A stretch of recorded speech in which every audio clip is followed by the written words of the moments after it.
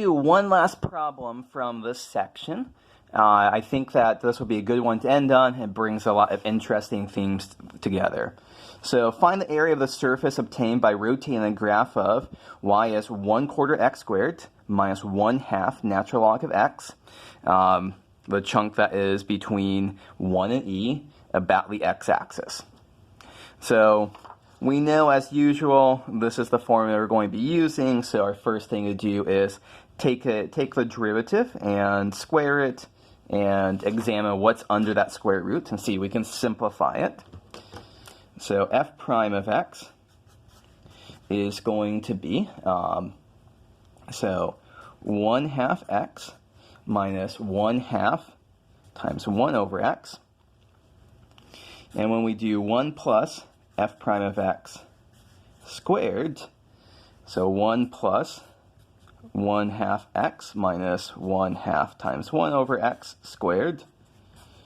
This is 1 plus 1/4 x squared. And then we multiply those two together.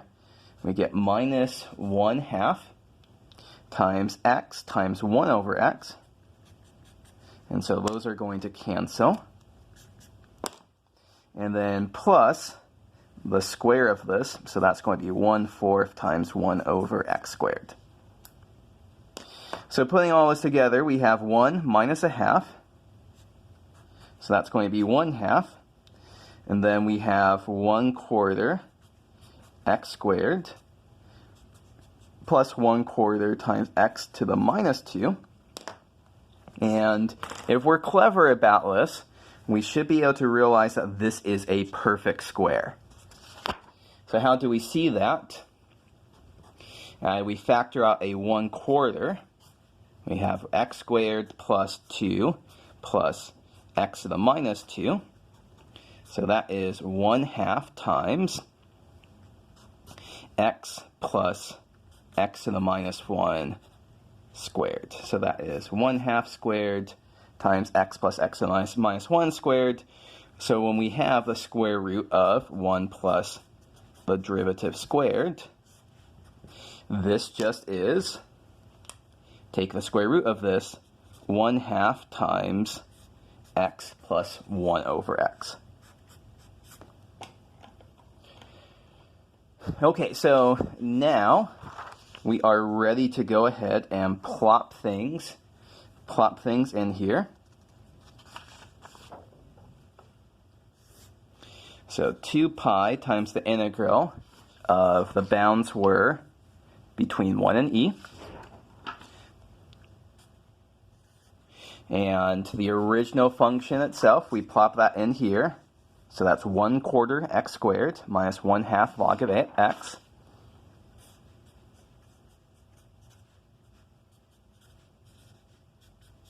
And then multiply that by the square root of 1 plus the derivative squared, which we already saw was 1/2 times x plus 1 over x dx. Okay, so how do we tackle this? Well, let's expand out this multiplication. That 1/2 can move outside of our integral. And so when we expand this out, we have 1/4 x squared times x, so that's 1/4 x cubed. 1/4 x squared times 1 over x, so that's plus 1/4 x. Then minus 1/2 log x times x. And then minus 1/2 log x times 1 over x.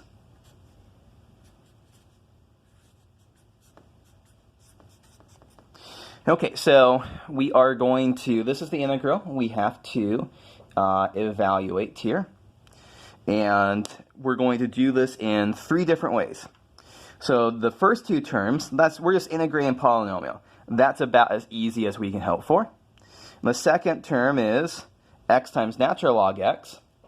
That's something we're going to do as a product of 2 things. We're going to integrate that by using integration by parts. And this final one, natural log x over x, we can do a substitution there, and we substitute in u is equal to natural log x. du will be 1 over x dx. So what do we end up with? Let me get some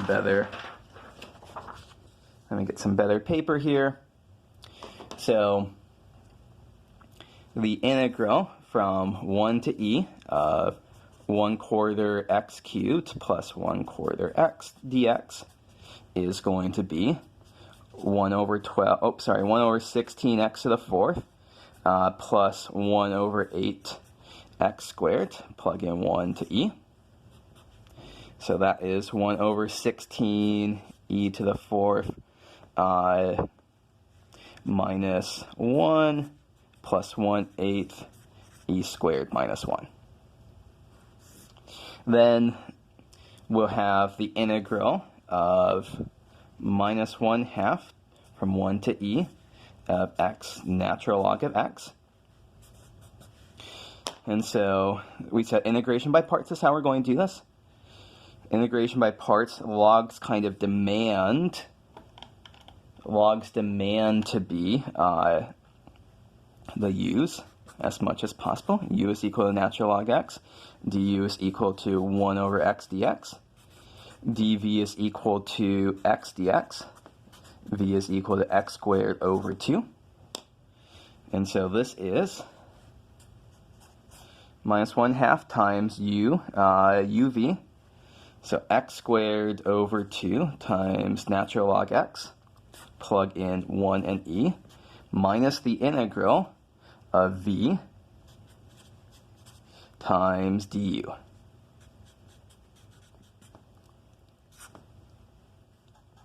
Okay, so what do we have here? Minus 1/2 times e squared over 2 times natural log e minus 1 squared over 2 times natural log 1, and that's just going to be 0. Natural log 1 is 0. Minus, I left those bounds off there, 1/2 times integral from 1 to e of x dx. So this is minus 1/2 times natural log e is 1, e squared over 2, minus 1/2, that's going to be 1/4 after integration, x squared, plug in 1 to e. So minus 1/2 e squared over 2 minus 1/4 times e squared minus 1.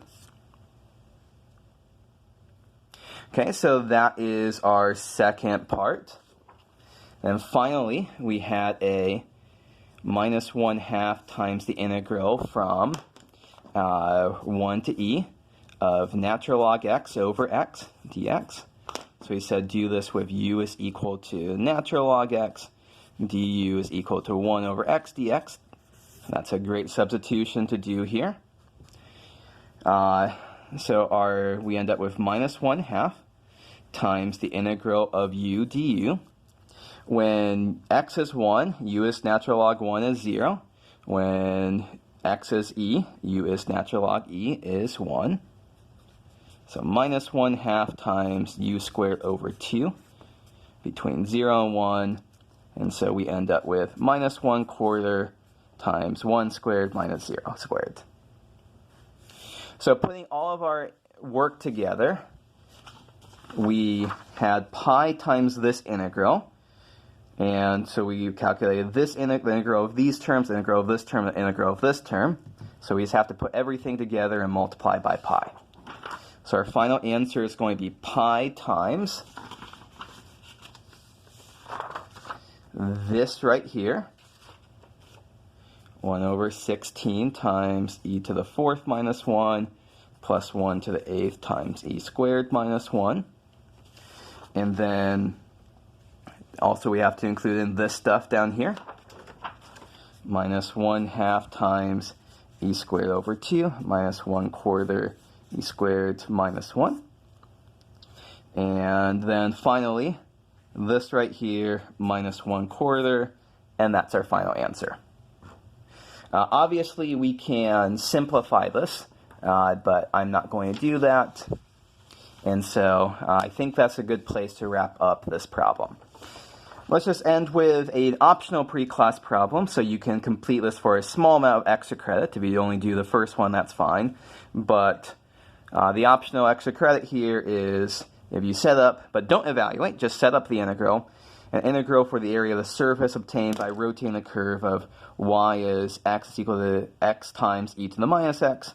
X is running between 1 and 3, and you're rotating that about the x-axis.